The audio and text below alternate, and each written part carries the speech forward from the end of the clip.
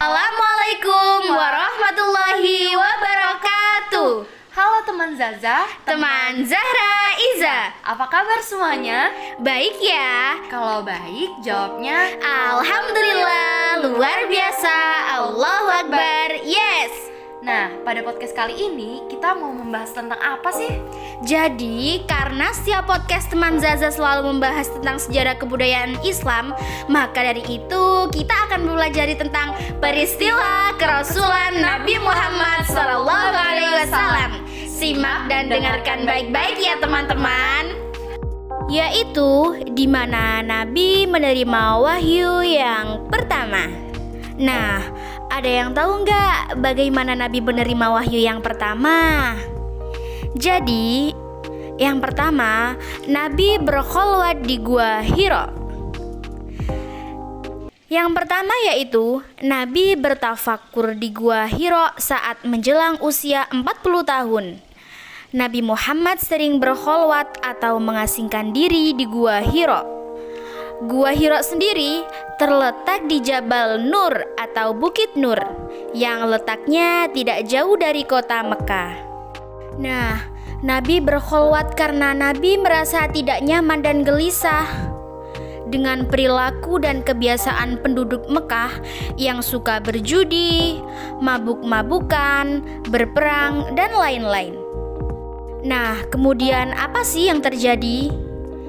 Lalu turunnya wahyu.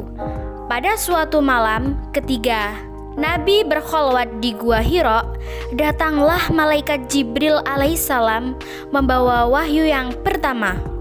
Malam itu bertepatan dengan malam Jumat tanggal 17 Ramadan.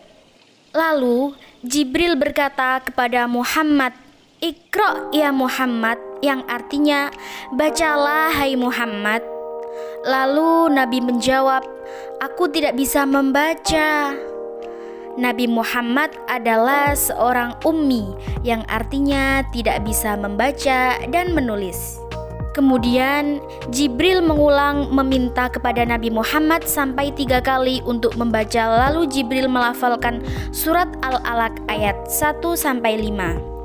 Kira-kira ada yang sudah tahu belum bacaan surat Al-Alaq? Nah, jika belum tahu, mari kita baca bersama-sama ya.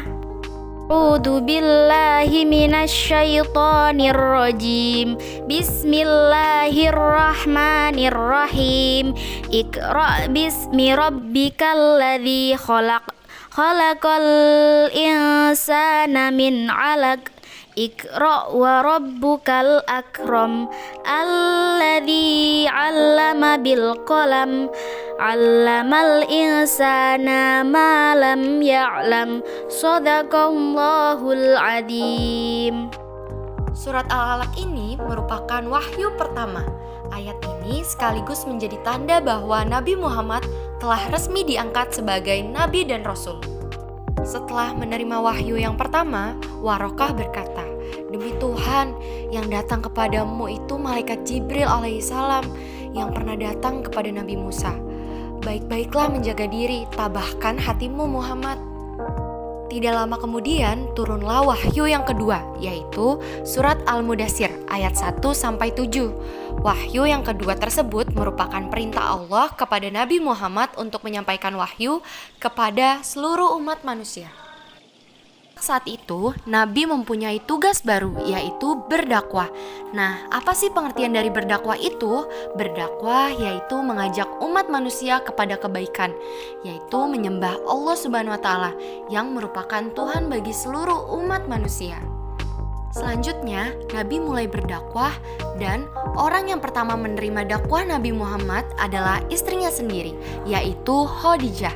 Khadijah adalah orang pertama yang beriman. Khadijah ternyata juga setia mendampingi dakwah Nabi Muhammad hingga akhir hayatnya. Bahkan seluruh kekayaan Khadijah digunakan untuk berdakwah dan menyebarkan agama Islam di kota Mekah. Wah, Khadijah orang yang sangat baik dan dermawan juga ya. Nah, kira-kira siapa lagi ya orang yang masuk Islam setelah Khadijah? Kalau kalian ingin tahu, kita bahas di podcast selanjutnya ya, insya Allah. Itu dia podcast teman Zaza tentang peristiwa kerasulan Nabi Muhammad. Terima kasih sudah meluangkan waktu teman-teman untuk mendengarkan podcast ini. Wassalamualaikum warahmatullahi wabarakatuh.